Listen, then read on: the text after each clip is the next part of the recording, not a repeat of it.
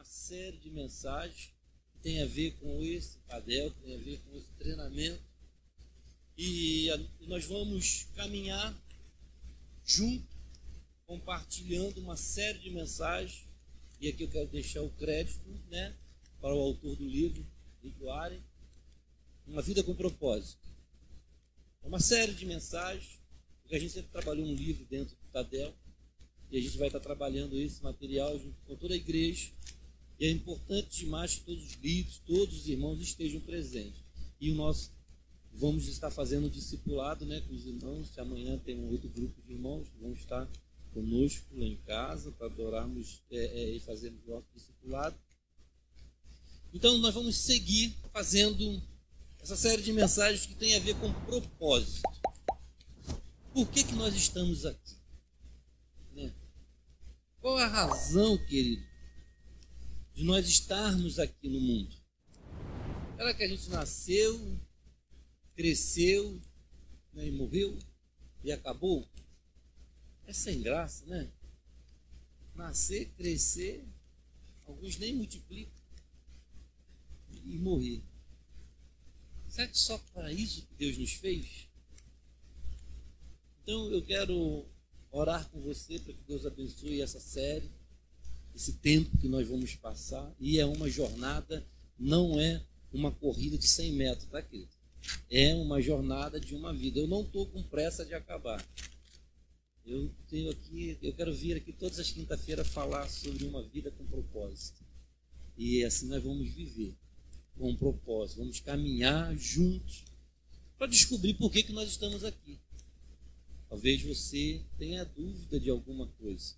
Eu quero pedir que você curva a sua cabeça e ore comigo em nome de Jesus. Pai, em o nome do nosso Senhor Jesus Cristo, a sua igreja está reunida para te adorar, para te louvar, para te bendizer. E por esse tempo, ó Deus, que o Senhor tem colocado em nosso coração, mais uma vez, compartilhar estas mensagens poderosas, que o Senhor venha trazer luz ao nosso entendimento. Afinal de contas, por que o Senhor nos trouxe à existência? Afinal de contas, por que nós estamos aqui vivendo o século XXI, com tantas vidas que passaram pela história da humanidade? Agora é a nossa vez. Por que, Senhor, nós estamos aqui? Que Teu Espírito Santo fale conosco, nos mostrando, através da Tua palavra, trazendo luz ao nosso entendimento, revelando a cada um, não somente os que estão aqui no templo, mas também aqueles que estão acompanhando pela internet, que o Senhor possa iluminar a luz do entendimento e trazer à Tua igreja o entendimento do que o Senhor quer para os nossos dias. No nome de Jesus, ó Pai, eu peço a Tua bênção. Tenha misericórdia de mim. Ajuda-nos, ó Pai. No nome de Jesus. Amém. Você pode dizer amém? Vamos lá? Uma Vida com Propósito, né? O livro do autor Rick Warren. Esse livro é um best-seller, né? Vendeu já milhares. Se você quiser, eu posso compartilhar com você depois, para você também já estar lendo em casa. Então, a série Uma Vida com Propósito, tudo começa em Deus. A primeira mensagem, né? Tudo começa em Deus. Nada mais claro, né? Se você olha para o Gênesis, no princípio, criou Deus. João diz, né, que no princípio o Verbo era Deus. Então tudo começa em Deus, querido. Se nós estamos aqui, porque Deus começou tudo isso. Afinal de contas, por que motivo estou aqui? Essa é a primeira pergunta. Eu vou lendo, você me acompanha, tá? Conforme eu for falando, você pula, por favor. Afinal de contas, por que motivo estou aqui? Por que será? Você já parou para pensar nisso? Por que eu estou aqui? Eu me lembro quando eu era criança, eu tinha medo. Né? A sensação de que de repente tudo vai acabar é algo que nos amedronta, sabe? Nos traz pavor. Eu era criança, eu tinha pesadelos. Porque eu ficava pensando, minha mãe vai morrer, meu irmão, minha irmã, meus amigos. Por quê? Vai acabar tudo. E eu? Por que eu vim aqui? Eu era criança, me lembro disso, 7, 8 anos. Essas coisas passavam na minha mente. Uma vida dedicada às coisas materiais é morta. É como um tronco cortado. Uma vida moldada por Deus é uma árvore florescente. Quando você não tem Deus e você se dedica só às coisas materiais, é uma coisa muito sem graça, querido. Sabe, existem muitos ricos, milionários, que são vazios. Esse sentimento que eu tinha quando eu era criança, adolescente, tem pessoas adultas que ainda têm. Quando eles pensam na morte, eles ficam apavorados, porque tudo de repente vai acabar. E não adianta, você dedicou a sua vida toda às coisas materiais. Você dedicou toda a sua vida à coisa material. De repente, uma enfermidade acaba com a sua perspectiva toda. Um diagnóstico te coloca lá no fundo do poço. Tu fala, que adiantou? Aí a gente lembra, né, de uma poesia que tem no mundo aí, né? Eu que podia ter namorado mais, eu podia ter brincado mais, eu podia ter passeado mais. Trabalhei, dediquei a minha vida toda a comprar, a conquistar, a coisas materiais. E perdeu tudo. Do nada, eu daria tudo para ter saúde, para ter mais um dia de vida, para ter mais um ano de vida. Mas quando você vive uma vida moldada por Deus, você é como uma árvore florescente. Olha o que Provérbios 11, 28 diz. Quem confia em suas riquezas, certamente cairá, mas os justos florescerão como a folhagem verdejante. Quem confia em suas riquezas, certamente cairá. Confia nas coisas. A Bíblia diz, olha, maldito é o homem que confia no homem, na sua própria força. Essas árvores não são afetadas pelo calor, não se preocupam com longos meses de seca. Essas árvores, as suas folhas permanecem verdes, produzem frutos. Olha o que Jeremias diz, capítulo 17, versos 7 e 8. Está dando para ler o tamanho dessa fonte? Veja que Jeremias escreve, mas o bendito é o homem cuja confiança está no Senhor, cuja confiança está nele, ou nele está. Ele será como uma árvore plantada junto às águas e que estende as suas raízes para o ribeiro. Ela não temerá quando chegar o calor, porque as suas folhas estão sempre verdes. Não ficará ansiosa no ano da seca, nem deixará de dar fruto. Me parece que o profeta Jeremias está dizendo para a nação, confia em Deus, não confia no exército, não confia no rei, não confia na força, na capacidade bélica da nossa nação, confia em Deus. O que ele está dizendo para nós? Em quem que você confia? A sua vida, o seu propósito de vida está nas coisas materiais ou está em Deus? Tudo começa com Deus. Vai vir dias difíceis. Ele diz que aqui ela não ficará ansiosa no ano da seca. Vai ter o dia da seca, querido. Lembra da visão de José, da tal da vaca magra? Vai ter o dia da vaca magra. Talvez não um dia, talvez 7 anos. Talvez é um bom tempo. Se fosse um dia só, passava aquele sol quente, né? Mas daqui a pouco a gente acha uma sombra, uma água fresca e passa. Não, tem situações que levam tempo. E aí, você precisa confiar em Deus. Você precisa entender que existe um propósito maior do que você. E você não está olhando para o que está acontecendo hoje, você está olhando para o propósito. Você vive por um propósito. Você existe por um propósito.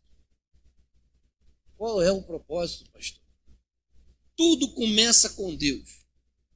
Colossenses capítulo 1, versos 16 e 17. Pois nele foram criadas todas as coisas nos céus e na terra, as visíveis e as invisíveis, sejam tronos ou soberanias, poderes ou autoridades, todas as coisas foram criadas por ele e para ele. Ele é antes de todas as coisas e nele tudo subsiste. Ele está falando de Jesus. Tudo, querido. Então não importa, sabe? Não importa o que aconteça. Não importa o que é. O que é isso? Foi criado por ele. É para ele. Para ele são todas as coisas nos céus e na terra. As visíveis e as invisíveis. Todas as coisas começaram nele e nele encontram o seu propósito. Isso vai além da nossa dimensão. Isso vai além da nossa capacidade. Quando você entender isso, quando nós entendemos isso, vamos dizer assim, 99% da sua dúvida, do seu medo, ela some.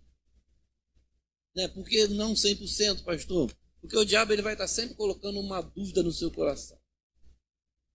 Ele vai estar sempre te insinuando. Olha, não é bem assim. Olha o que está acontecendo. Aquela criança na rua, aquele país sendo bombardeado, aqueles inocentes morrendo. Aquela irmã é uma bênção, ficou doente. Aquele irmão, pastor, foi assaltado, numa bala perdida, matou o pastor na esquina. Parece que Deus perdeu o controle.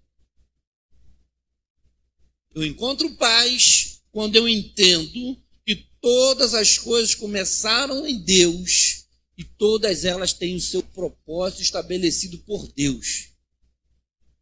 O que tem que acontecer, vai acontecer. Porque Deus está no controle. Ele está no controle de tudo. Tronos, olha que coisa, esse versículo é muito forte. Sejam tronos, soberanias, poderes, autoridades. O meu presidente perdeu. Porque Deus quis que ele perdesse. E se Deus quisesse, ele ganhava. O corrupto agora está mandando. Meu irmão, descansa no Senhor. Tronos, poderes, autoridades. Tudo está na mão de Deus. Não há autoridade que não seja dada por Deus. Você precisa entender isso, o que está acontecendo. A questão não é você. A questão não sou eu.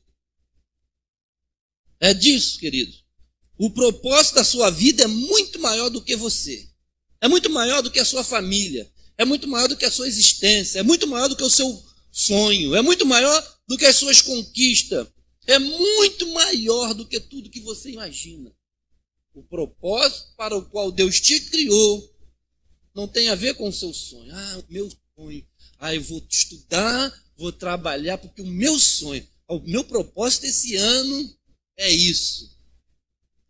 Você pode estar enganado. Você pode estar totalmente enganado. Pastor, mas então eu não vou sonhar? Não, pode sonhar. Mas coloca o seu propósito na mão do Senhor. Fala, Senhor, eu quero que isso aconteça, mas seja feita a tua vontade. Eu não quero entrar em choque com Deus.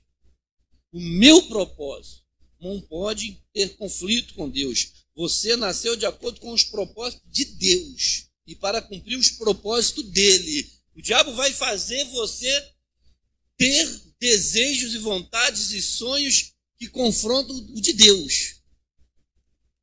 É aí que as coisas começam a complicar. Quando Deus tem um propósito para a nossa vida, e de repente o meu sonho, a minha carreira, os meus negócios, as minhas ambições entram em conflito com Deus. A Bíblia chama isso de idolatria, mas é assunto para outro momento. E aí, o que eu faço? Eu tenho que me submeter à vontade de Deus, porque eu não fui criado para o meu desejo, eu fui criado para Deus, porque tudo começa.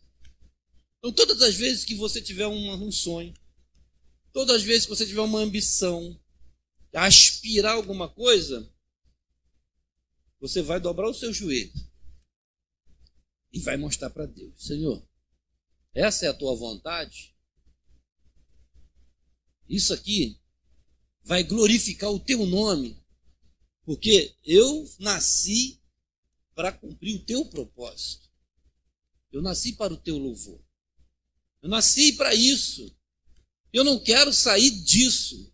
Eu não quero fugir daquilo que o Senhor planejou para mim, mas eu estou tendo um sentimento, mas eu estou tendo uma vontade, e essa vontade não está em acordo, em sintonia, porque eu já vi na palavra, né? Vamos imaginar, a gente vai avançar sobre isso.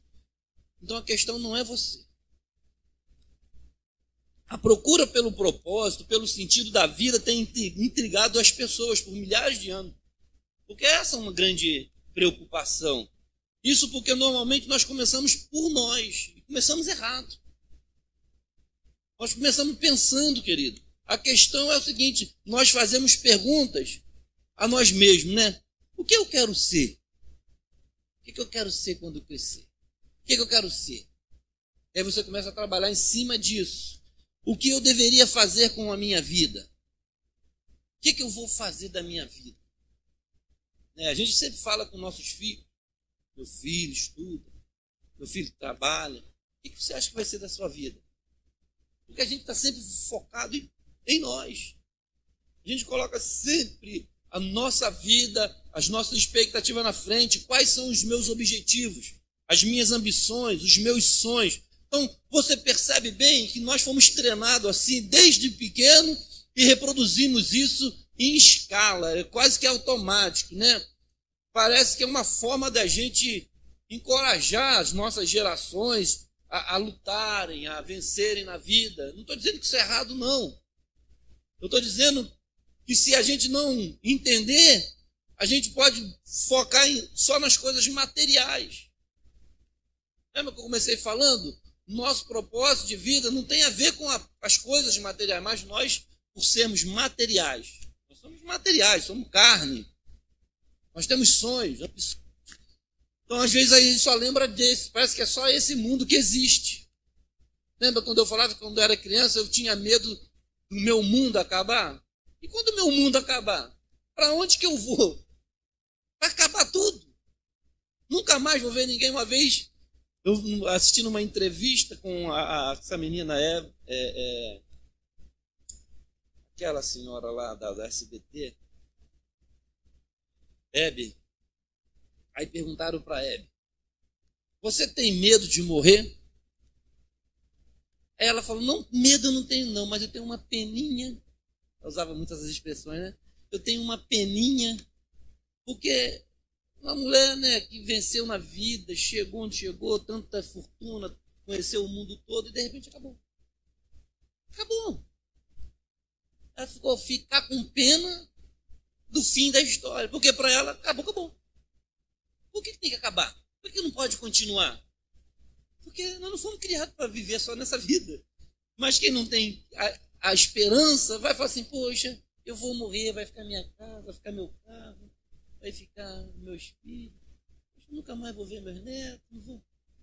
Tão sem graça, tão triste, é um final triste. A morte desse jeito é um sinal triste. Eu compartilhei uma mensagem, um texto pela manhã com vocês. Vocês lembram, né? Acho que quase ninguém lembra, né? Eu compartilhei nos grupos, né? Dá uma olhadinha aí e me diga. Dá um minuto para vocês olharem no grupo da igreja lá, a mensagem que compartilhei. É rápido, hein? Senão vocês vão...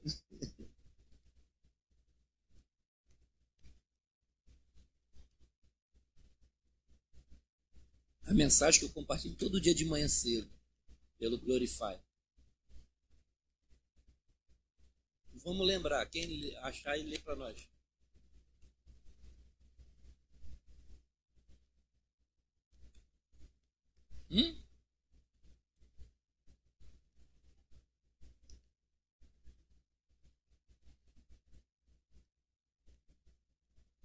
As Escrituras nos ensinam a melhor maneira de viver, a mais nobre forma de sofrer e melhor modo, o modo mais confortável de morrer. Morrer é confortável, pastor, mas a Bíblia nos ensina o modo mais confortável final da nossa história. Não é esse modo triste, melancólico. A Bíblia nos ensina a viver, a sofrer e a morrer. Porque a morte é uma coisa horrível para quem não tem Cristo. Mas para quem tem Cristo é uma coisa maravilhosa. Você está compreendendo como que muda a expectativa? Muda tudo. Então a questão, querido, é onde nós estamos colocando o foco do nosso propósito de viver. E a Bíblia ela nos ensina de forma poderosa a viver, de forma poderosa a sofrer, de forma poderosa a morrer. Porque é fato, nós nascemos, vivemos e morremos. E graças a Deus por isso. Mas se eu entendo o propósito para o qual existimos, concentrando-nos em nós mesmos, jamais desvenderemos o propósito da nossa vida. Enquanto você achar que você é o centro das coisas, enquanto você achar que você é o centro de tudo, você não vai entender o que Deus está fazendo na terra. Você não vai entender o propósito da nossa vida. Veja que Jó escreveu, capítulo 12, verso 10. Em sua mão está a vida de cada criatura e o fôlego de toda a humanidade. A vida de todas as criaturas está na mão de Deus. É Ele que tem todas as coisas, todas as pessoas. É Ele que mantém essas pessoas vivas. É Ele que determina o tempo de nascer. É Ele que determina o tempo de morrer. É Ele que determina o dia, a noite. É Ele que determina os tempos. Veja que Jó está dizendo. Jó estava vivendo um momento difícil. Ele estava já certo de que ele ia morrer. E ele entendeu que não adiantava ele questionar, não adiantava, sabe, ele lamentou de ter nascido, ele lamentou do sofrimento dele. Mas ele encontrou resposta em Deus para sofrer de uma forma nobre. Eu estou sofrendo, mas eu sei que eu só vou morrer se Deus quiser. Porque é Ele que dá vida. É Ele que segura, é Ele que sustenta a humanidade. O fôlego da vida está em Deus. Então ele sofria, mas de forma nobre. Quando foi tentado a negar Deus, ele falou, não, eu vou reclamar. Ele reclamou de ter nascido, reclamou da situação que ele estava vivendo, mas de Deus não. Ele sabia, se estava acontecendo aquilo com ele, porque Deus tinha um propósito maior do que somente fazer o bem para ele. O bem a gente quer, né? Mas o mal a gente não quer. Pastor, o mal está no negócio. Eu sei, meu irmão. Mas Deus está no controle. Deus está no controle. Fica firme, confia nele. A vida está na mão de Deus. Não vai acontecer nada na sua vida, querido. Não tenha medo de macumba. Não tenha medo de olho grande. Essa semana eu estava conversando com o irmão. Aí, a irmã dele teve um sonho com ele. Ele veio falar comigo, pastor. Minha irmã teve um sonho comigo. Falou que eu vou ser preso. Ela sonhou que estava sendo preso. Uma confusão tremenda. E aí tal, mandou vigiar aqui no meu comércio, porque não sei o que aconteceu, a polícia veio e me prendeu, foi uma tribulação danada. Aí daqui a pouco ele está lá trabalhando, chega um pai de santo, lá no serviço dele. Rapaz, tem um negócio para te dizer. Pai de santo. Fica esperto que vai acontecer um negócio terrível com você. Mas olha só, eu estou aqui para te ajudar. Você pega 3 dentes de alho, deu uma receita de um trabalho para ele. Olha, cara, a irmã tinha sonhado no mesmo dia. Aí ele sai, vai lá na Simone. Quando ele chega na Simone, uma outra irmã chama ele, varão, chega aqui. Olha, o irmão Vigia, eu vi o irmão sendo morto. No mesmo dia. Eu vi o irmão sendo morto. Eu sonhei com o irmão essa noite, o irmão estava sendo morto. Um negócio terrível, sendo assassinado, não sei o quê. Ele ficou apavorado. A irmã dele de sangue sonhou que estava sendo preso. O macumbeiro, o pai de santo, chegou lá na loja dele e falou, rapaz, eu quero falar com você. Vai acontecer um negócio terrível com você, tu tem que fazer um trabalho. Já deu a receita do trabalho para ele. E a irmã, no mercado, quando ele vai no mercado, no mesmo dia, fala que ele estava sendo descendo morto. Aí ele veio falar comigo. Eu falei, ah, meu Deus. Eu falei, olha só, eu creio em Deus. Eu não estou aqui para julgar a profecia. Uma coisa eu tenho certeza. O pai de santo, ele foi enviado cão. O diabo sabe. Ele ouviu a tua irmã te contar um sonho. Ele falou, vou botar minha colher suja no meio. Ele quer te confundir. Não entra nessa furada não, porque isso é idolatria. Samuel foi consultar. Quando Samuel ficou confuso, que ele falou, pô, vou consultar a macromante lá. Samuel não, né? Saul, melhor. Samuel tinha morrido, Saul falou, pô, cara, eu fiquei a pé na pista, mas tem uma mulher aí que recebe mensagem do além, vou lá falar com o morto Samuel. Idolatria, o diabo falou a mesma coisa, a mesma cilada. Você confia em Deus? Eu falei, eu confio, então descanso, o que tiver que acontecer, vai acontecer. Se tiver que morrer, vai morrer. Se tiver que ficar doente, vai ficar. Pastor, está escrito. A vida está na mão de Deus. Agora, você está preparado para o que pode acontecer na sua vida? Você tem que estar preparado. Se eu tiver que sair ali e for atropelado e morrer, os irmãos vão falar, pô, Deus abandonou o pastor? Não. Deus tinha um propósito nesse negócio. Você não pode ter medo da morte, você não pode ter medo do diabo, pode ter medo de macumba, não pode. Nada, querido. Você tem que estar firmado em Deus. Eu falei, rapaz, descansa no Senhor. Deus mostrou para sua irmã alguma coisa, Deus mostrou para o teu irmão alguma coisa. Não fica tentando, não fica com medo de viver. Viva a vida.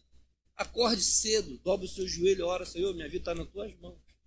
Vive em santidade, viva a vida com fé, entrega o teu caminho, Senhor, confia nele, o mais ele fará. Agora tu vai entrar nessa furada, de fazer aí trabalho, porque o Pai de Santo mandou, é para te confundir. Porque ele já sabe que tu está com medo, porque ele já sabe que tu está. Então ele vai te introduzir uma forma de pecar, de desagradar a Deus, de buscar trabalho, idolatria. Então, meu irmão, confia em Deus. Você confia em Deus? Você é crente? Eu sou. Então confia em Deus. Fala, Senhor, minha vida está na tua mão. Venha o teu reino, seja feita a tua vontade. Pô, põe um ponto nisso e vai viver a vida, vai trabalhar, vai cuidar. Faça as coisas certas, anda honestamente. A polícia não vai te prender se você estiver fazendo coisa certa. Faça o que é reto, é justo, seja temente ao Senhor. Não tenha medo, querido. Não tenha medo da vida, não tenha medo, porque você não vive por hoje, você vive por um propósito. Se esse é o propósito de Deus, Jesus estava lá, 33 anos de vida, auge da vida de Jesus. Poxa, curando, um ministério tremendo, explodindo na terra, mas de repente chegou a hora. Chegou a hora.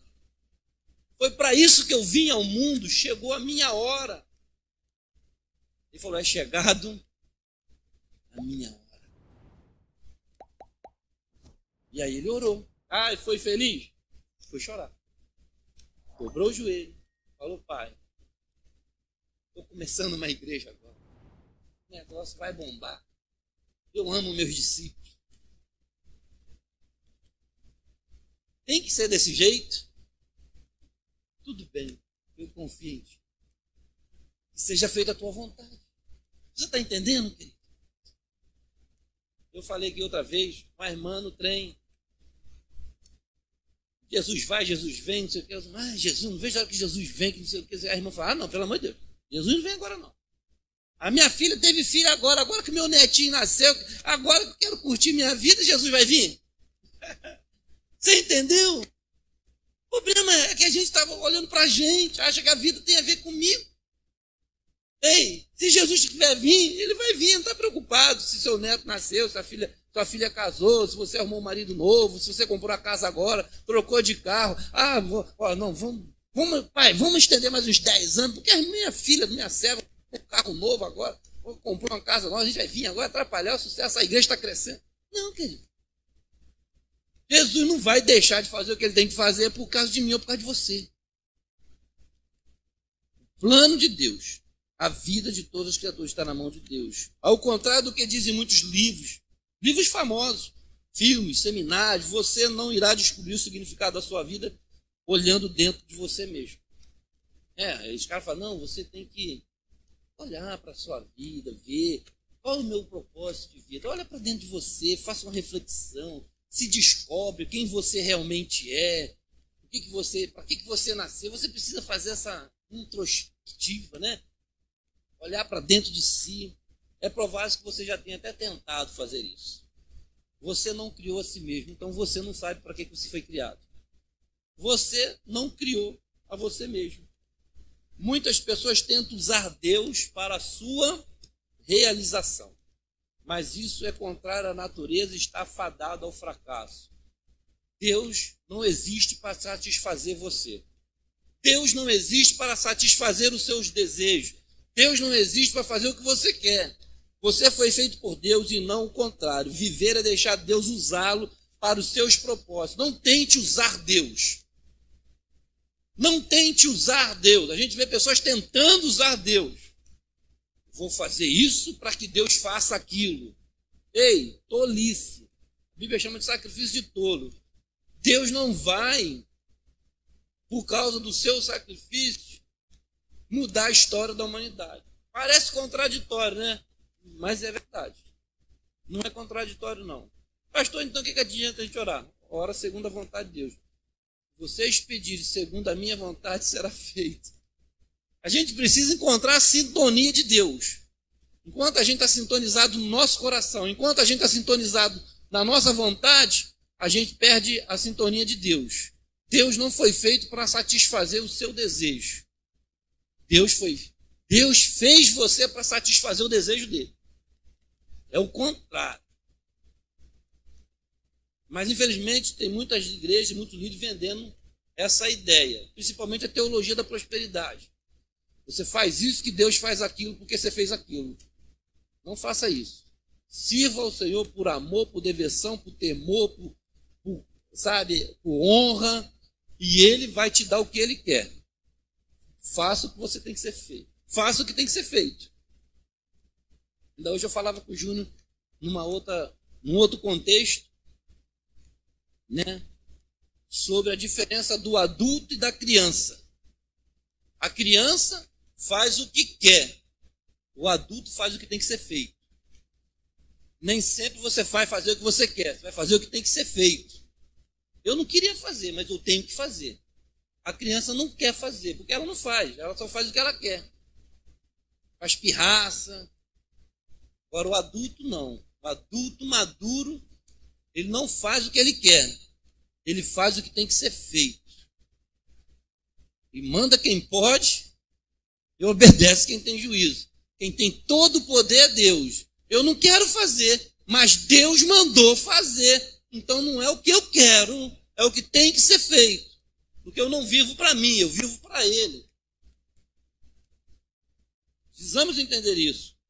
A obsessão consigo mesmo, eu não li Romanos, né?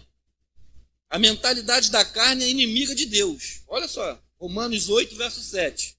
A mentalidade da carne é inimiga de Deus, porque não se submete à lei de Deus, nem pode fazê-la. Quem é dominado pela carne não pode agradar a Deus. Enquanto a gente ficar falando, eu não quero, eu não estou com vontade, eu não vou fazer porque eu não estou com vontade, você é inimigo de Deus, porque a vontade da carne é inimiga de Deus. Deus está mandando fazer uma coisa, mas você insiste em fazer outra. Você não está vivendo para Deus, você está vivendo para você. E essa obsessão consigo mesmo, nesses assuntos, leva a uma situação sem solução. Você fica no caos. Porque você não entende por que você tem que fazer o que você não quer. Por que tem que ser assim, pastor? Por que não pode ser desse jeito? Aí tu fala, porque a Bíblia diz, meu irmão, minha irmã, que tem que ser assim. Aí você fica obcecado para fazer o que você quer. Mas não é o que você quer. Isso vai te levar a uma situação sem solução. Você não vai entender. Você não vai ser feliz porque você vai ficar preso na sua vontade, no seu desejo. A atenção para com Deus nos leva a uma vida livre e abundante. Então, quando você descansa em Deus, e você baixa a sua bola, e você lê e Deus fala contigo, fala assim, eu vou fazer o que você está mandando. Não é o que eu quero, não. Mas é o que o Senhor quer. Eu vou confiar. Se essa é a sua vontade, eu vou confiar. Como descobrir o propósito para o qual você foi criado? Pastor, falou, e daí? Como é que eu descubro agora? Como é que eu vou descobrir o propósito por que eu fui criado? Eu já sei que tudo começa em Deus. Eu já sei que não é minha vontade, não tem a ver comigo, tem a ver com a vontade de Deus, que a vida está na mão de Deus. Não adianta eu fazer pirraça com Deus, porque eu vou bater de frente com Deus e não vai dar ruim, porque Deus é quem manda e eu tenho que obedecer. Então, como que eu vou descobrir o propósito para o qual eu fui criado? Você só tem duas opções. A primeira é a especulação. Sabe, essa opção é escolhida pela maioria das pessoas. Eu acho que é assim. Eu penso assim. Sabe, pastor? Esse negócio é muito complicado. Eu acho que é assim, pastor. Eu penso assim. Eu li um livro, eu vi um programa, eu sempre pensei que fosse assim. Eu acho melhor a ideia daquele lá, aquela ideia daquele filósofo, a ideia daquele membro ali, a ideia daquela pessoa, especulação. Sabe, cada um fala uma coisa. Eu acho que a vida tem que ser assim. A minha vida, o meu propósito de vida, eu acho que é isso. Isso se chama especulação. Se você quiser viver sobre especulação, tu vai ficar confuso.